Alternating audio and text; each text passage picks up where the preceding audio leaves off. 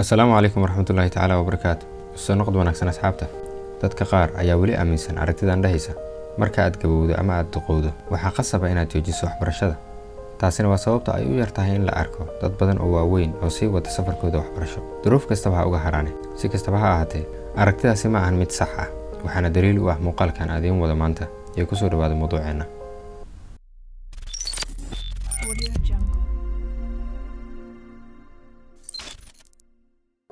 Kilmanjina Cool oo u dhalatay dalka Thailand ayaa iyadoo jirta 91 sano waxay dhamaysay heerka koowaad ee jaamacadda kadib 10 sano oo ay dadaal dheer ku bixisay waxbarashadeeda.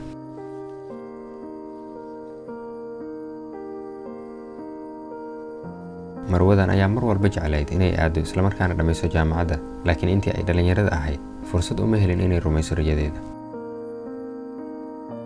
haweeneydan oo ka soo jeeda gobolka Lambang oo ku yaalla waqooyiga dalka Thailand waxay ahayd qof aad u dadaal badan, waxayna yaraanteeda ku beertay mid ka mid ah iskuulada ugu tayada fiican ee gobolkaas ku yaallay. markii ay dhamaysay waxbarashadeedii dugsiga sare isla markaana ay rabtay inay ku beerto jaamacad, ayaa ehelkeedii waxa uu u wareegay magaalada Bangkok ee caasimadda dalka Thailand. halkaas ayayna ku guursatay, waxaana halkaas ku burburay rajadeedii ahayd inay jaamacad ku beerto.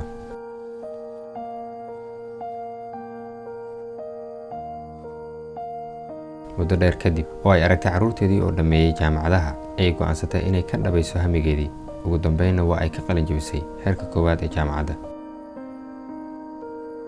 4 ka mid ah 5 carruur ah oo ay dhashay ayaa qaatay shahaadada heerka labaad ee jaamacadda Master's Degree, halka midka kalena uu dalka Mareykanka ku diyaarinayo shahaadada ugu sareysa jaamacadda ee PhD-da.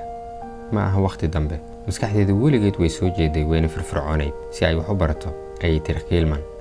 adduunkan ma istaagayo, mar walba waxaa jiraya caqabad ay tahay inaan xalino.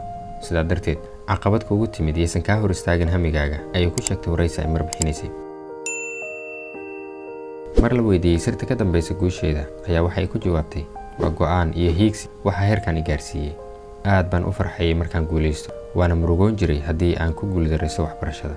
saas darteed, waxaan mar kale isku dayi jiray imtixaanka si aan u guulaysto, ayay tiri iyada oo qoslaysa.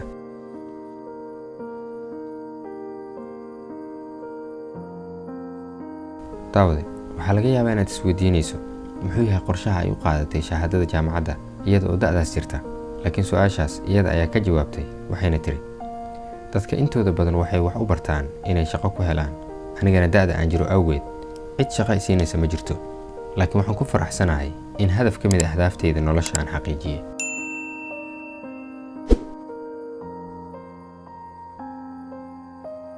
muuqaalkeena maanta intaas ayuu ku eg yahay. intaan ku kulmi doono muuqaalka xiga. Assalaamu calaykum waraxmatullaahi wabarakaatuh.